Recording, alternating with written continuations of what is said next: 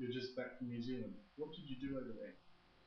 Yes, Paul, that's true. I'm just back from New Zealand, and I did present a report to the Minister of Communication on trans-sector thinking in relation to the fibre to the home rollout. I also presented at a conference in Auckland, talking about this concept, as well as, of course, about the developments in the broadband market in New Zealand. And of course, use the opportunities to have various meetings and various discussions with the leading sort of telecommunications people in the country. Sounds busy. Back to Australia, what is the situation with the government's broadband plan?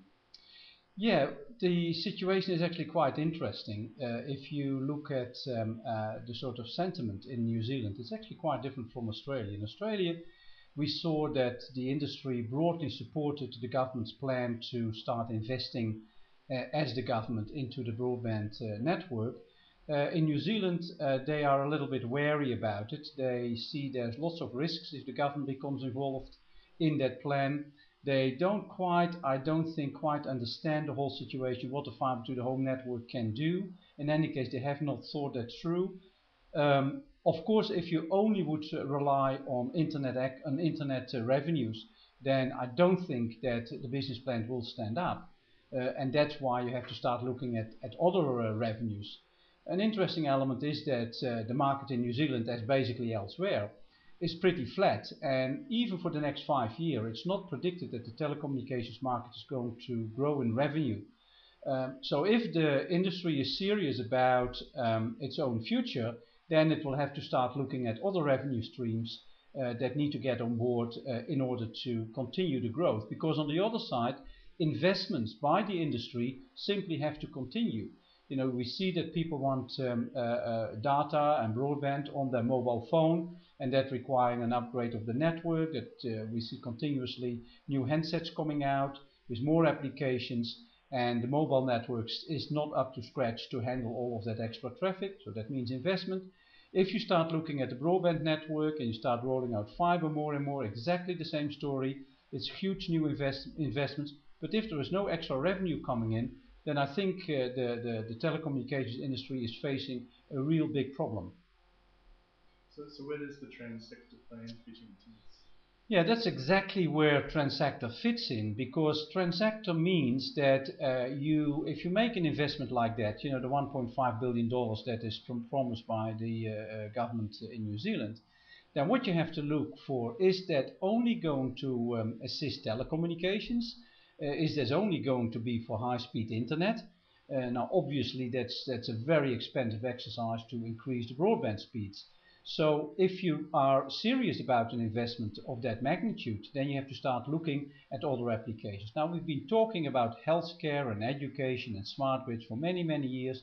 We've seen pilots for more than a decade, but we haven't seen any large-scale deployment of these sort of new applications. And you do need the fiber to the home network for that. If you want to do patient monitoring, if you want to have energy applications in the house, if you want to have tele-education with teleconferencing sort of facilities, that all requires high quality broadband, and with the capacity that's needed, you actually require fiber to the home network. So you have to start looking, if I invest $1.5 billion, what are the economic and social benefits? Now, these economic and social benefits are coming from healthcare, education, smart grids, etc.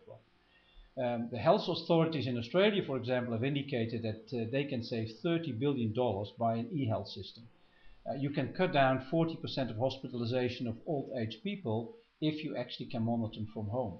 You can save 25% of energy if you have a smart grid. So there are lots of applications by becoming more smart and by having smart applications that the benefits, the social and economic benefits, are not just in high-speed internet access, but are in the other sectors as well. Now, so far it has been very difficult to actually get these sectors involved in these sort of developments, and that is because they all operate in silos. They don't necessarily look at telecommunications as a serious solution to their problems. And what you need is you have to stand above these sectors. You have to have the trans-sector approach in order to benefit from that investment that you make in the infrastructure. You then also need an open access infrastructure, so the access has to be freely available to the healthcare department, the education department, the energy department, as well as media companies and others, who then actually, as a utility, can utilize that infrastructure.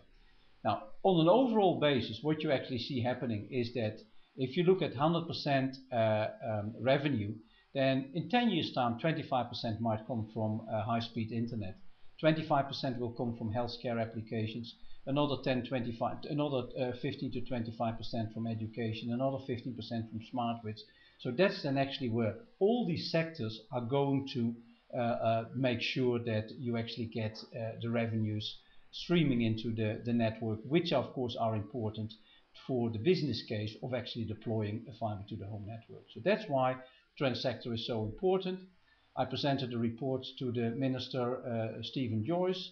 I've also presented that same report to the Obama government and the Dutch government and the Australian government. 4 governments are interested in that concept and hopefully can work together in finding the right sort of ways and learning from each other on how to actually implement this transsector project in combination with the economic stimulus packages that you now start seeing happening around the world, and lots of that is based on investment in infrastructure, and fiber and telecommunications infrastructure is a very important element of it.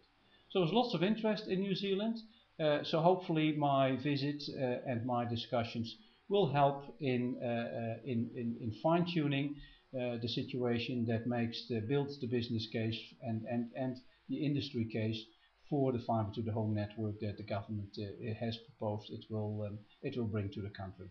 Thank you. Thank you. Okay. Oh, I better stop now, isn't it? Yeah.